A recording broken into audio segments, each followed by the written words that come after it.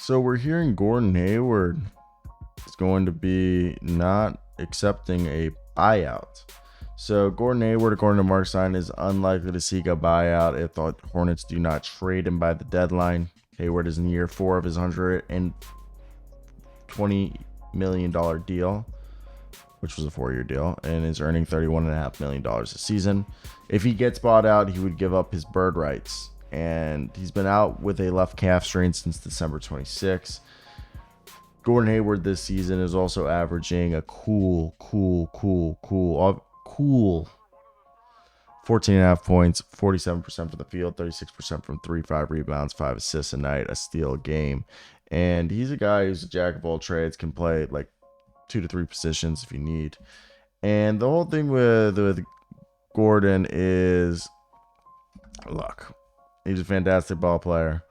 He's got a lot of skill. And I think he's a guy that a lot of people really like. And he's going to be sought after in the offseason. But if he buys out, get asked for a buyout, that means he has to give up some money. And let's be honest, Gordon Hayward's not getting $31 million again.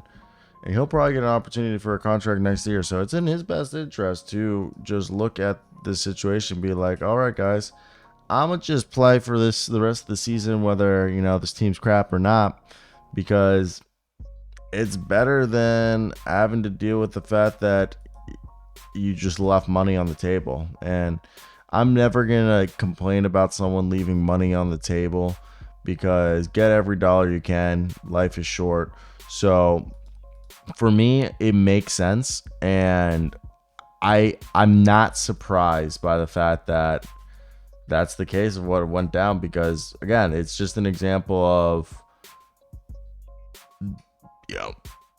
he knows he might get either a mid-level exception, biannual exception, or probably the veteran minimum because of his health concerns. So why risk the chance of him getting, leaving money on the table just to go to a team that isn't a championship contender?